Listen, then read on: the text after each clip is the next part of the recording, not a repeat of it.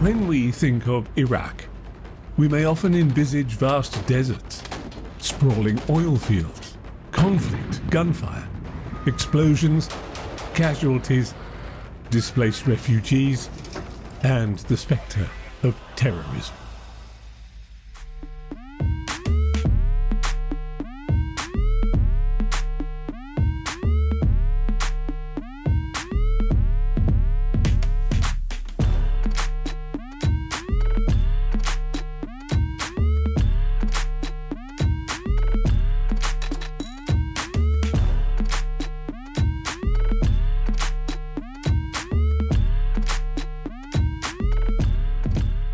The scene before us tells, however, a different story. A young man with striking features and impeccably styled exudes sophistication in his sharply tailored suit and polished leather shoes. He could easily be mistaken for a model on a Paris or Milan catwalk.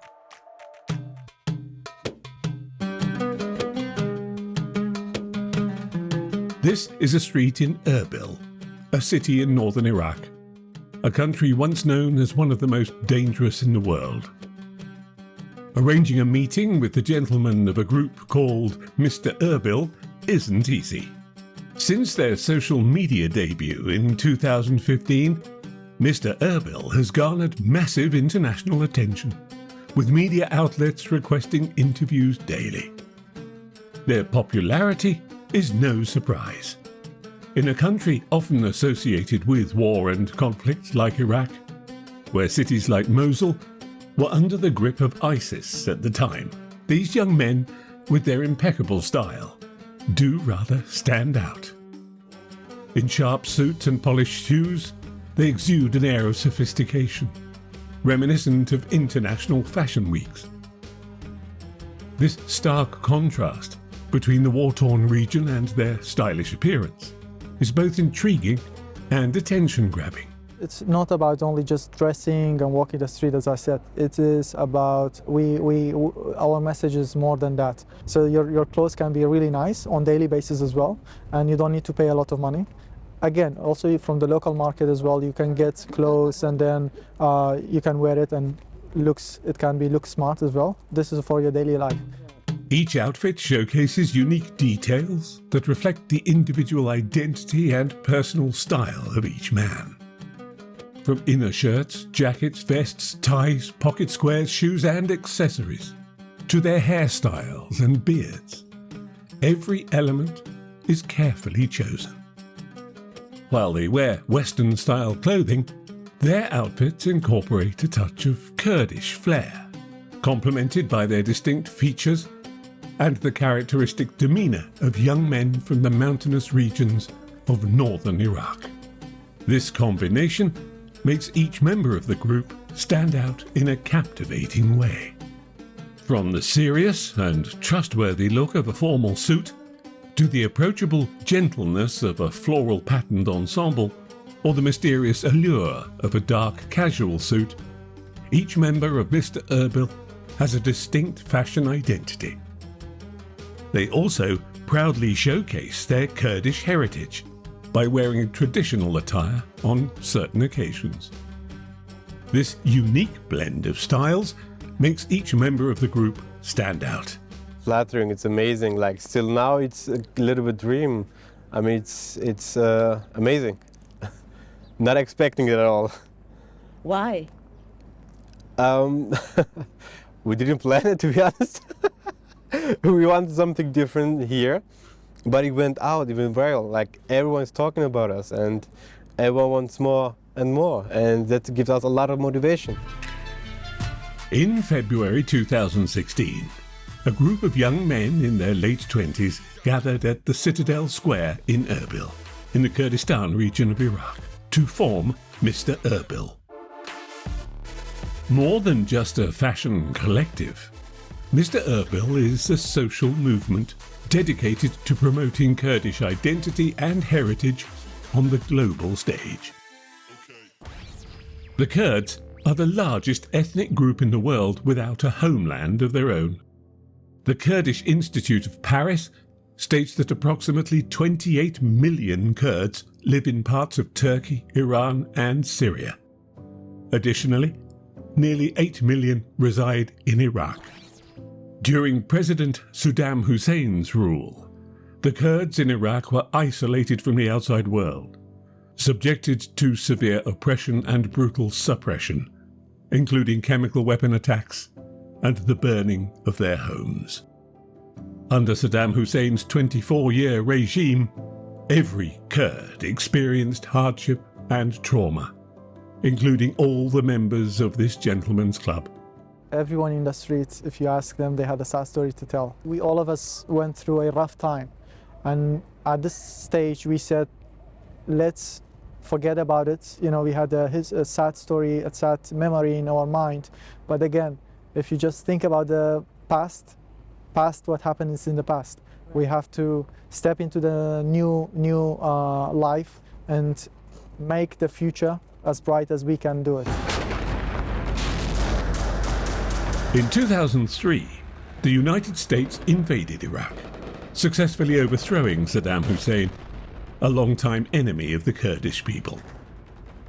As allies of the US in the effort to oust Saddam, the Kurds in Iraq, moderate Sunni Muslims with tribal traditions, began to experience newfound freedom and hope.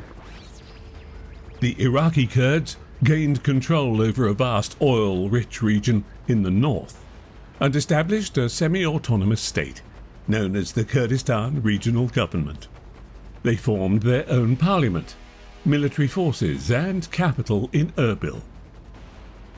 This period marked a new era of hope for Kurdistan, attracting many Kurds who had fled Saddam's oppressive regime to places as far and wide as Europe and the United States. In Remember, I was in Germany until 15 years old. Then we actually moved back here after Saddam Hussein regime. So we moved back and went to high school. So then I started going back to Germany and lived a couple of years there and did a couple of modeling over there as well. But now I got a little fat. But yeah, back in the day I was much more thinner and slimmer. So I did a couple of modeling there and then decided to come back. So we started to think, Mr. Erbil. While the rest of Iraq was engulfed in civil war, Kurdistan experienced a period of hope and prosperity. Investments and development poured into the region, transforming it into a lively area filled with high-rise buildings, residential neighborhoods, and shopping malls. The young Kurds who grew up during this golden era are well-educated, fluent in English, and have access to social media. They've developed a unique fashion sense, blending traditional Kurdish elements with Western styles. Despite the emergence of shops and malls, fashion choices remain limited though. This has inspired young Kurds to tailor their own outfits, creating distinctive styles. Unfortunately, however, Kurdistan's prosperous era is beginning to fade.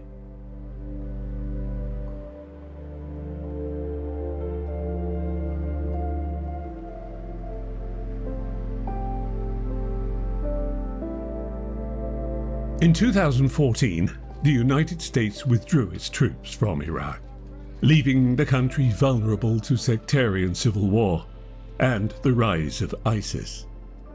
This turmoil also affected Kurdistan, a region that had benefited from US support and investment.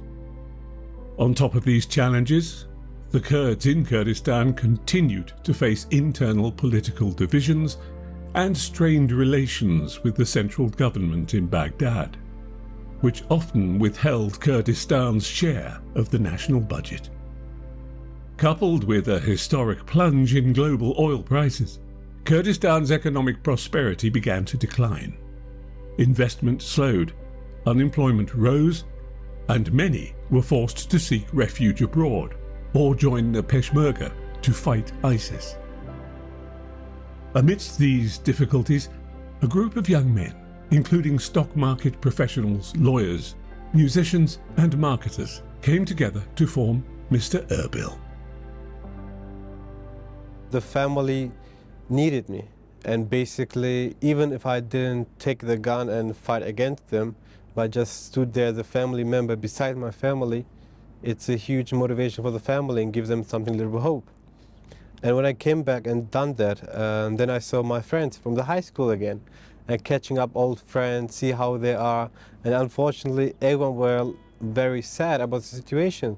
They want to do a change, they want to do something positive, because we have a lot to give and offer. But there was no one which started it. So basically, me and the colleagues, we say, okay, why not? Let's start doing it. The time that it's been founded, Mr. Erbil, was due to it was the economic crisis. Again, fighting against ISIS. Our brothers, Peshmerga, were fighting in front of the line, and people were like sad, you know, they didn't know what's going to happen in the future. We said, let's show the positive side of it. Let's forget about all the economic crisis, all the war, and let's put it aside. Let's be positive a little bit, so that people will get energetic and pass that message to the people, to the society. The group came together with the purpose of uplifting one another through fashion and style, especially during challenging times. As they navigate chaotic markets, poverty-stricken areas and abandoned buildings, they send a powerful message. No matter what happens, you don't have to lose hope or fall into despair. You can live with dignity. And after the first gathering, we knew, okay, this is not it. We want to achieve more and spreading more energy and more positive energy into our society, and also want to show the people we can do better than this. And after the first shot we saw, we were amazed by ourselves. We didn't think like, wow, okay, this is very good. So we gathered and thought about doing some activities. Wherever the gentlemen of Mr. Erbil go, they raise smiles. Smiles that convey intrigue, admiration, happiness, and hope. A man who respects all women is a true gentleman. In the Middle East, where women's rights are limited, Mr. Erbil has taken a stand against gender inequality. violenza contra a mulher. وقف العنف ضد المرأة. They have produced a video in 14 languages to combat violence against women and actively promote women-led businesses through their social media channels, a rare initiative in the region. We're trying to give them the environment to better express themselves. Why do you emphasize a lot on human rights? Because we believe that it's not just only women's rights, it's like the women have the cultural pressure here, that they are not very open or free in expressing their art. We say that behind any gentleman, behind any successful man, there is a woman, a powerful woman behind it. Whether it's your mother, your sister, your wife, your anyone in your family that's supporting you. In less than a year, the Mr. Erbil group grew rapidly, from just 3 friends to a collective of 30. Driven by their passion for fashion and self-care, they've transformed their hobby into a business rooted in their Kurdish heritage. The group has launched a line of beard care products, using ingredients sourced entirely from Kurdistan. Initially sold locally, these products have gained international recognition and are available in several European markets. A lot of the youth, teenagers, are asking us what we're using for our beard, how do we take care of it? So we decided to make a product here in Kurdistan with world-class standards, and to show that if a product is made in Kurdistan, it's a high quality. We want to break that stereotype. If a product made in here, it's a low quality. So thanks to our customers, thanks to the support that now we have customers worldwide. A lot of ladies even use it for their hair. I can use it for my hair. Of course, yes, because it has all the beneficial oils that are good for hair follicles, like argan, jojoba. These 2 oils are very useful for hair and skin. What began as a shared passion for fashion is now evolving into a business venture. The group plans a fashion line, designing and producing clothing using locally sourced materials tailored by skilled local artisans. This approach supports self-sufficiency while preserving Kurdish style and identity in each piece. The tie, especially here, this tie, is made of goat's wool. Goat wool. Yes, so in the summer it's getting too hot. So basically the farmer are, like the shearer, are shaving the goats and collecting the wool and making the material. And that material is actually used for Kurdish traditional clothes. And since we wanted a little bit more than putting our line, putting something which belongs to us and share it to the world, is making the tie of it. This is the first step, and we'll see how it goes in the future. This echoes a once glorious era in Kurdish history, when impeccably dressed members of the social elite would gather at restaurants and tea houses. Today, Mr. Erbil's members embody this tradition, blending Western-style couture with Kurdish elements to create a unique and striking appearance. During the crisis, the economic crisis, and there were also political issues that were brought on because of it. But for some of us, it created an opportunity at the same time. Because for me personally, I had less activity at work, so I had to think other ways to be more active in the community, to do something. We tried to show that even though there is a harsh time, we can do something, because the youth, we believe that youth plays a big role in the society and can make a big changes. Their refined and unique style naturally draws attention. Beyond fashion and elegance, their goal is to challenge misconceptions about their homeland. Despite years of war and ISIS occupation, the resilient spirit of the Iraqi people shines through. They're rebuilding their communities and restoring their homeland to its former glory. Many are unaware that the Kurds, with their rich history and culture, are far from being without roots or uncivilized. If you want to see more great content from all over the world, please like the video, subscribe to our channel and hit the bell icon. Thank you.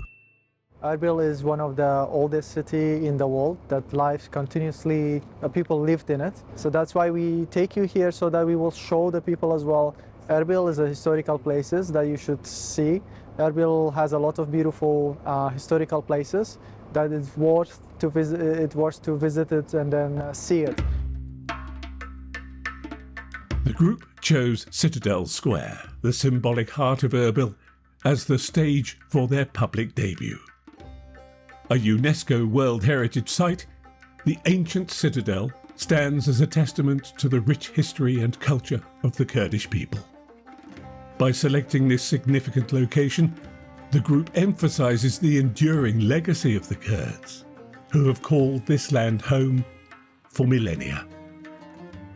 The Western-style clothing worn by club members reflects the adaptation and integration of foreign cultures into Kurdish society. Beyond fashion, though, it conveys a deeper message of hope for peace, progress, and global understanding in their homeland. Once you tell them that I'm from Erbil, from Kurdistan region, Iraq, the first reaction is like, whoa. Because the first image they get is bombing, killing, terrorism. This is sadly because it's all in the media, all over the media. But actually, no, I mean, this is only a small part of it. Here, life is very normal. It just, social life is not stopping. It's just, it's not different than other countries. I mean, just no different than any other people around here. And I think the only thing which we are trying to show and to respect each other and to show the world there is a Kurdistan region here, and we have our own culture, and it's not only about war. There is a lot of positive side over here, and we want to show the world that image. We use fashion as a tool to introduce ourselves to the world, to deliver, because we believe that People think that we are wearing a shirt and a trouser for months and we're living in mud houses. We want to show them, we believe that if we show ourselves in style, we can better deliver the message, the aims that we want to be delivered to the whole world. It's about looking good, looking sharp, and at the same time that it's the attitudes, we believe that it's the attitudes that creates a man. An attitude toward women, an attitude toward environment. Mr. Erbil's emergence was driven by a deep longing to reveal the true nature of this land, a place of rich history, artistic expression, and enduring hope, beyond the shadows of conflict.